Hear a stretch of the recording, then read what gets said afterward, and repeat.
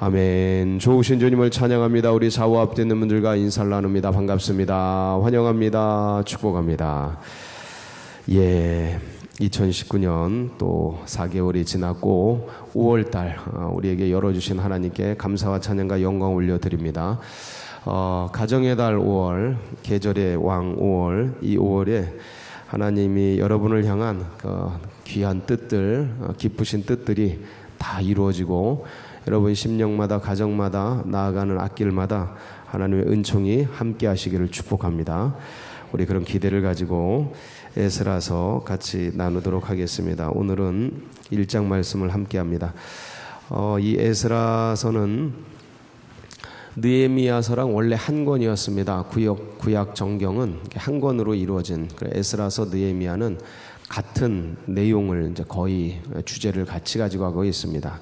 그래서 에스라서와 느헤미야 이 뒤로 이어지는 하나님의 말씀들은 이제 포로기 이후에 이스라엘 백성들이 요 앞에까지 이제 어제까지 역대기를 이제 나누었습니다. 역대기는 이스라엘 열왕들의 이야기입니다. 왕들의 이야기.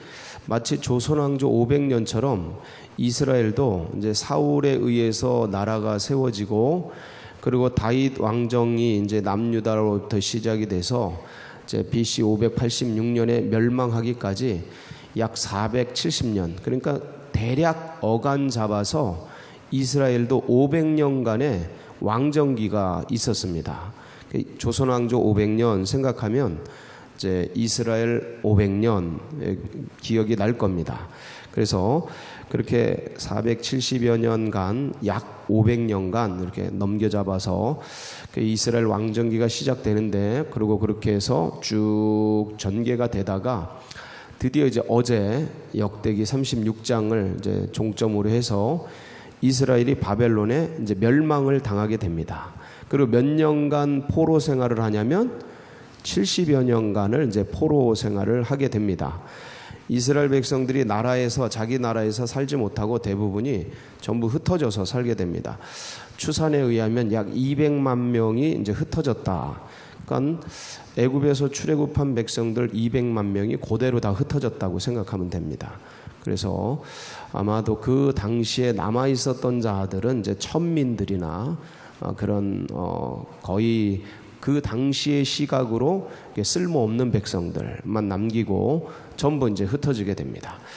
그렇게 200여만 명이 흩어져 있는 그렇게 이제 바벨론 제국에서 살아가고 있는 때에 기적이 일어나게 되죠. 기적이 일어나게 됩니다. 그래서 이제 오늘 그 기적의 내용들을 이제 우리가 살펴보는 시간입니다. 근데 놀랍게도 아수르를 612년 BC 612년에 정확하게는 이제 아수르를 이 바벨론이 점령을 하고 그리고 이제 바벨론 제국을 이제 창설을 하게 됩니다.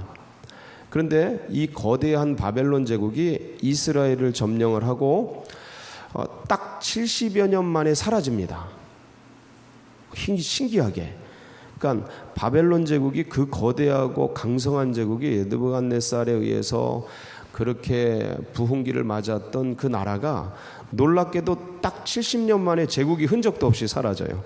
그리고 다음에 등장한 나라가 어느 나라냐면 이제 오늘 이제 고레스 칙령을 발효하고 있는 페르시아라는 바사라는 나라입니다. 바사. 페르시아죠.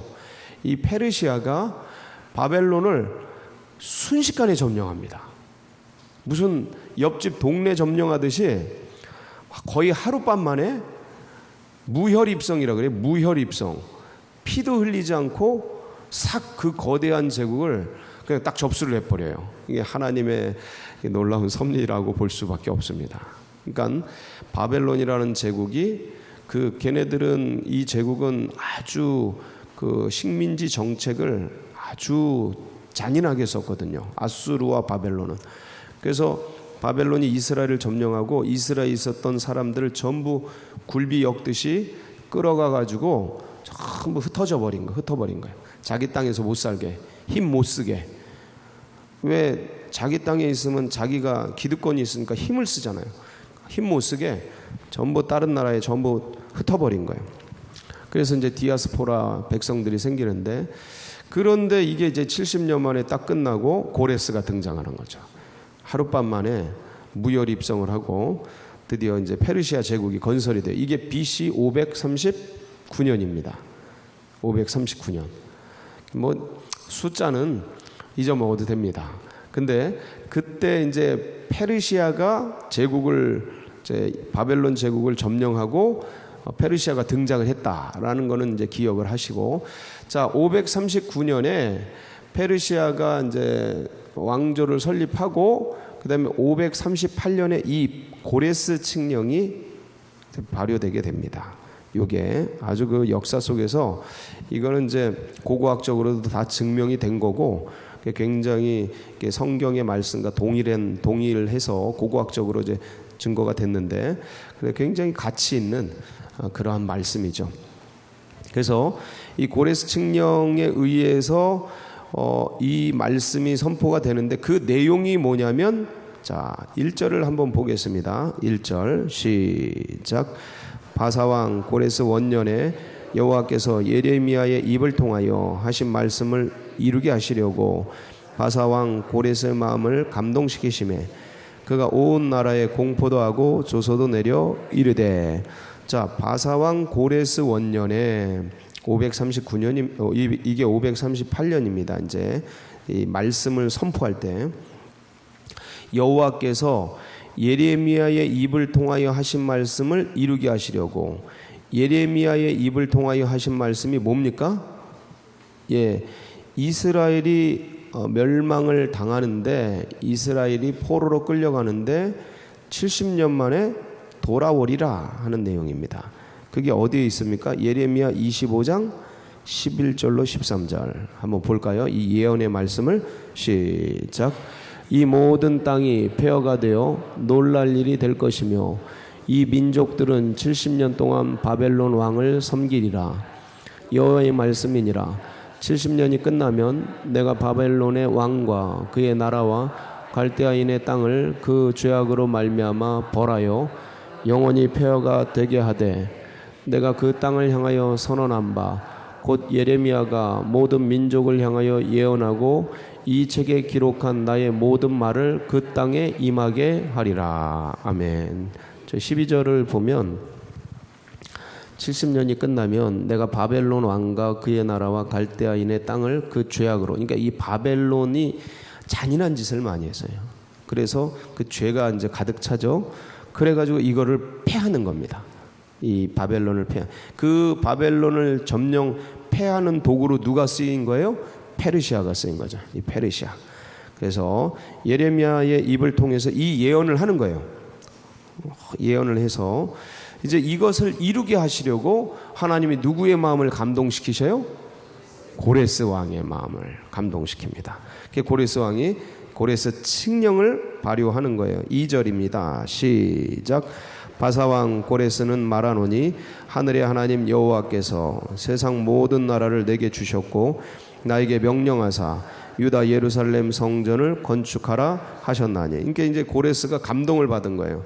하나님께서 주신 감동을 이게 가능한가요, 여러분? 이게 가능한가요? 이 고레스는 다른 신을 믿잖아요. 페르시아의 신을 믿는데 하나님께서 이런 감동을 받는 게 가능한가? 이런 의문이 들겠죠. 그게 가능합니다.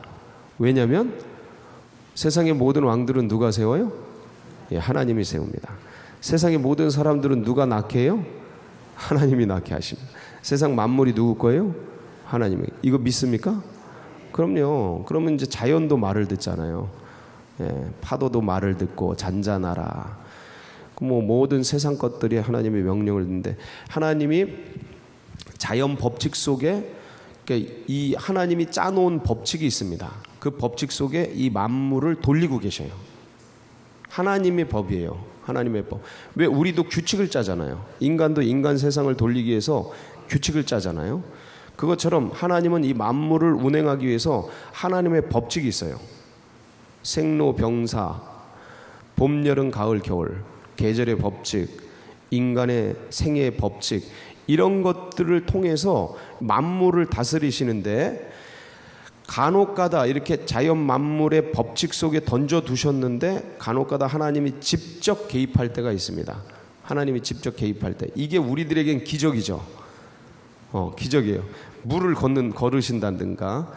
우리는 물을 못 걷잖아요. 근데 하나님은 그냥 그걸 걸으시는데 그 직접 개입하시는 거죠. 그런 때가 있는데 바로 이렇게 고레스의 마음, 일반 왕들의 마음도 감동시키신다. 혹시 기억나십니까? 다니엘서 보면 느부갓네살 왕이 그 엄청난 왕이잖아요. 그 바벨론 제국을 그렇게 엄청난 제국으로 만든 장본인인데, 이 느부갓네살 왕이 꿈을 2번 꾸는데 하나는 이제 신상에 대한 꿈 꾸고, 두 번째는 큰 나무가 한 순찰자에 의해서 잘려져 가지고 7년간 밖에 버려진 꿈을 꾸는데, 이 2번째 꿈이 무슨 얘기냐면 느부갓네살 왕의 정신이 나가는 꿈이에요. 그 총명하고 위대한 왕의 정신이 나가는 꿈을 꿔서, 그리고 사람들에 의해서, 신하들에 의해서 이 왕이 정신을 잃어버리니까, 그러니까 한마디로 정신분열증이 걸리는 거예요. 그럴 수 있습니까, 사람이? 아니, 그럴 수 있습니다. 똑똑한 사람들도 어느 순간 머리가 확 하고 나가요. 그래서 7년 동안 밖에서 숲속에서 막 있다가 그 막 손톱도 독수리 같아지고 막 머리도 산발하고 이러면서 짐승처럼 지내다가 어느 날 하나님이 정신을 돌려주셔요. 꼭 전설 같은 얘기인데 실제 역사입니다. 실제 역사예요. 다니엘서 한번 찾아보세요. 어느 날 하나님이 정신을 돌려주셔. 그래가지고 정신이 돌아옵니다. 그리고 그때 깨달아요. 아, 인간이 내 힘과 내 능력으로 살아가는 게 아니고 누구에 의해서 살아간다? 하나님이 주시는 힘을 갖고 살아가는구나. 그걸 이 왕이 깨닫습니다. 그 깨달은 고백을 다니엘서에 기록을 해놨어요. 그런데 일반 느부갓네살 왕도 벨신을 섬기는, 바벨론의 벨신을 섬기는 그 사람이란 말이에요. 일반적인 사람이죠. 그래서 그렇지만 그들에게도 하나님이 감동을 주신다는 거예요. 필요하실 때. 이 고레스에게 하나님이 감동을 주셨어요. 와, 내가 왕 된 게 이런 거구나. 저는 이 감동을 문재인 대통령에도 주시기를 축복합니다. 하나님이 나를 세운 게, 이런 사상이나 어떤 것 갖고 나라를 싸우게 하는 게 아니고 하나님이 이 나라를 부국 강병으로 이끌라는 하나님의 뜻이구나. 이 말세 지말에 이 코리아를 동방의 횃불처럼 확 들어올. 그 좌우 싸우고 진보 보수 싸워서 뭐 하게요? 지금 배가 침몰 중인데. 우리가 탄 배가 침몰 중인데 서로 나뉘어가지고 네가 잘못했다, 네가 저거 빵꾸냈다, 네가 빵꾸냈다. 그러고 싸우고 있으면 뭐하냐고. 배가 침몰 중인데 일단 빨리 땜빵을 해야 될 거 아니에요. 제 말이 틀려요? 맞아요? 싸워서 어쩔 건데. 싸워서 사상이 누가 맞으면 어쩔 건데 지금 배가 침몰 중인데, 배 침몰하면 다 끝이어요. 다 끝이요.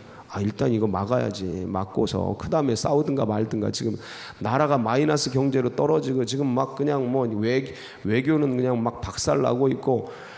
그거 힘없는 나라가 외교력도 박살나면 어쩔 것인데, 왕따 당하기 시작하면 큰일 납니다. 그래서 하나님이 지혜를 주셔서, 하나님이 지혜 주십니다. 걷어가시기도 하시고 주시기도 하시고. 할렐루야. 그래서 고레스 칙령처럼 고레스 왕에게 감동 주신 것처럼 하나님 문 대통령과 위정자들에게, 국회의원들에게 정신을 똑바로 차리고, 지금 좌우 프레임에 빠져가지고 서로 싸우느라고 정신이 없어요. 지금 그게 아니고 국익의 관점, 하나님 나라 관점, 이 나라 관점, 이 나라의 유익을 위해서 진짜 옳은 게 뭔가, 그걸 가지고 나가야 되는데, 그 하나님의 감동을 받아서 이들이 정책을 잘 펴서 이 나라를 잘 일으키길 축복합니다. 그래서 이제 이 고레스가 감동을 받은 거예요. 감동을. 정책을 이렇게 펴면 안 되겠다. 아수르나 바벨론처럼 정책을 펴면 안 되겠다. 관용정책. 무슨 정책이요? 관용정책. 각 나라에 끌려온 사람들을 각 나라로 돌아가라. 그리고 각 나라의 백성들은 각 나라의 신을 섬겨라. 그 페르시아의 신만 섬기는 게 아니고 니네 나라의 민족의 신을 섬겨라 하고 쫙 열어준 거예요. 이걸 관용정책이라고 해요. 옛날엔 신의 나라거든요. 모든 나라가 신을 섬기는 나라예요. 어떤 신을 신을 섬기느냐 이거 차이지 신을 섬기는 나라란 말이에요. 그러니까 신을 각자의 신을 섬기도록 하는 건 엄청난 관용 정책인 거예요. 왜냐하면 다 종교적인 사람들이었으니까 옛날에는. 그래가지고 이제 특별히 고레스가 이 이스라엘의 유다 예루살렘 하나님의 성전에 대한 감동을 받습니다. 그 나라를 그 성전에 세울 사람들 돌려보내게 하시고 그 돌아가는 사람에게 그냥 가지 않게 하고 주변에 있는 사람들이 예물을 드리게 해요. 그래서 그 예물을 그들에게 뿐만 아니라 이 페르시아가 바벨론을 점령하면서 바벨론 느부갓네살 왕이 이 예루살렘을 점령할 때 가지고 왔던 성전에 있었던 성전 기물들을 그대로 다 보냅니다. 이 고레스 왕이 참 이런 하나님께서 인류 역사 속에 이런 왕들을 세운다니까요. 이런 왕들을 세워요. 참 기가 막힌 왕들이지. 하나님의 은혜예요. 그래서 예루살렘에서 재물을 가지고 성전 그 그릇들을 다 가지고 이제 돌아오게 됩니다. 그래서 1차, 2차, 3차로 포로 귀환을 합니다. 원래 1차, 2차, 3차로 포로로 끌려갔어요. 포로로 그렇게 끌려갔어요. BC 605년, BC 597년, BC 586년 이렇게 물론 그 사이에 자잘한 것도 있지만 큼직한 게 이렇게 세 번에 의해 끌려갔어요. 근데 세 번에 의해서 돌아옵니다. 이렇게 오늘 537년에 이스라엘 백성들이 이제 돌아오게 돼요. 538년에 고레스 칙령이 나오고 백성들이 이제 한 살림을 정리하죠. 떠나갈 사람들이 한 10,000명 정도가 돌아와요. 첫 판에 10,000명 정도가 돌아오는데 5만 명 정도가 돌아오는데 그때 이제 537년에 이제 돌아오게 됩니다. 그리고 이제 80년 뒤에 BC 456년 그때 이제 2차로 돌아오고 그 다음에 또 한 18년 뒤에 그 3차로 14년 뒤에 3차로 돌아오게 됩니다. 444년에 이렇게 해서 3차로 끌려갔다 3차로 돌아옵니다. 베드로가 3번 예수님 부인했다 3번 예수님 사랑한다 그러죠. 여러분 이게 다 이유가 있어요. 다 이유가 있습니다. 회복, 그러니까 심판도 이유가 있고 회복도 이유가 있습니다. 그래서 자 돌아오게 되는데 문제는 지금 이스라엘 백성들이 바벨론에서 몇 년간 살았다 그랬죠? 70년. 여기 70세 넘으신 분들 계시죠? 인생 70년 살아가면 그 땅이 내 땅 되는 거죠. 맞죠? 내가 살았던 그 땅이 한 70여 년 세월 살았어요. 그러면 내가 강원도에서 태어났건 저 전라도에서 태어났건 저 경상남도에서 태어났건 부산에서 태어났건 자 어릴 때 그렇게 태어났어도 서울 와서 강동구에서 70년 살았어. 그러면 부산 땅이 내 땅이에요? 이 서울 땅이 내 땅이에요? 둘로 갈리네. 그래도 부산이야. 예를 든다면. 자, 그런데 중요한 건 여기서 70년 살면 여기 사람 되는 겁니다. 여기에 뿌리가 내리고 여기에 자기의 모든 그 사업과 그 다음에 살아온 생애들이 다 깔려 있기 때문에 이미 부산에는 아무것도 없죠. 예? 그냥 고향만 태어난 곳만 거기지 실제는 여기 사람이잖아요. 그러니까 여기에 모든 것들이 가업들도 다 있고 결혼도 여기서 하고 자녀들도 여기서 결혼하고 손주들도 70년이면 손주들까지 생겨. 손주들도 여기서 다 결혼하고 여기에 뿌리를 내리고 여기 사람이 된 거죠. 그러면 모든 삶의 자산들이 여기 다 있는데 이렇게 잘 살던 이 서울에서 갑자기 저 강원도 태백으로 이주 가라 그러면 이게 쉬운 일입니까? 쉽지 않죠. 지금 그거보다 훨씬 더 어려운 일이 이제 바로 바벨론에서 70여 년간 살다, 바벨론은 세계 최고의 제국이잖아요. 거기서 살다가 폐허의 땅 어디로 가라는 거예요? 예, 예루살렘으로 가라는 거예요. 여긴 다 무너져 있어요. 폐허의 땅이에요. 전쟁통에 다 무너져 있어. 그런데 이제 70년 동안 뿌리 내린 가산을 정리해서 이쪽으로 가라고 하는데 자원하는 사람들만 가는 거예요. 그러면 200만 명 중에서 몇 명이 자원을 했다 그랬죠? 5만 명, 1차에 5만 명, 2차에 1,500명, 3차는 잘 몰라요. 숫자가 파악이 안 돼요. 명단들이 다 나와요. 기가 막힌 사람들이야. 이 유대인들 5만 명 이름을 다 기억해요. 기록을 한다고. 그게 하나님이 하실 일이에요. 우리의 모든 사람들의 이름을 하나하나 기록하고 한 명 한 명을 위해 하나님이 기도하고 있는 줄 믿습니다. 기가 막힌 일이에요. 5만 명 이름을 다 기록한다. 그래서 이렇게 돌아오게 되는데, 자원하는 사람들이 돌아오게 되는데, 문제는 이게 쉽냐라는 거예요. 제가 금방 언급했지만 쉽지 않다. 그런데 5절, 자 5절 한번 보겠습니다. 시작. 이에 유다와 베냐민 족장들과 제사장들과 레위 사람들과 그 마음이 하나님께 감동을 받고 올라가서 예루살렘의 여호와의 성전을 건축하고자 하는 자가 다 일어나니. 그 마음에 뭘 받고? 하나님께 감동받고.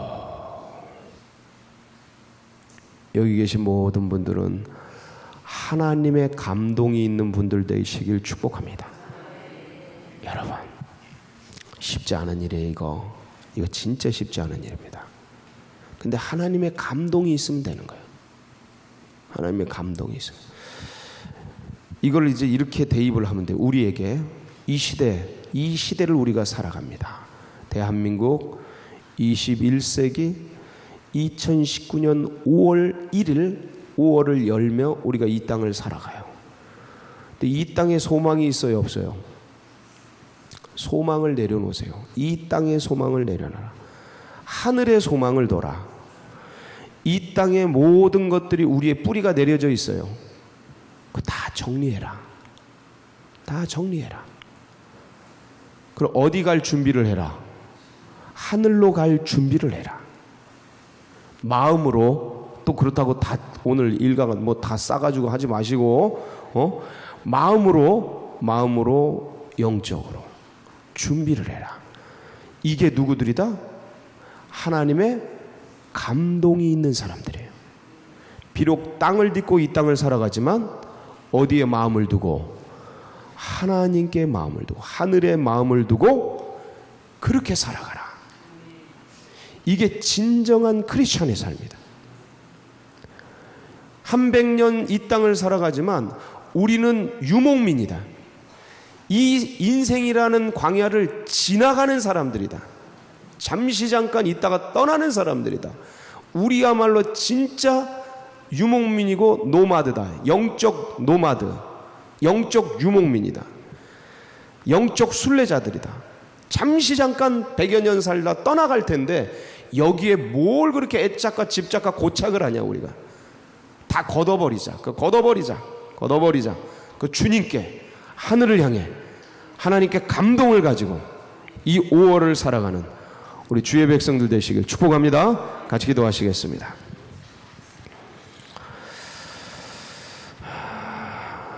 이게 진짜 이제 크리스천들입니다. 그래서 다음 세대들이 이러한 다음 믿음을 가진 다음 세대들이 일어나도록 기도해 주시고, 그리고 새 가족들의 가슴 속에도 이 믿음이 새겨지도록 하시고, 이 나라 민족 좀 아까 같이 나누었습니다. 이 나라 민족, 그리고 우리 서울제일교회 나아가는 앞길, 그리고 여러분 각자의 중보 제목 붙들고 주여 한번 부르짖고 다 같이 뜨겁게 기도하며 나갑니다. 부르짖습니다. 주여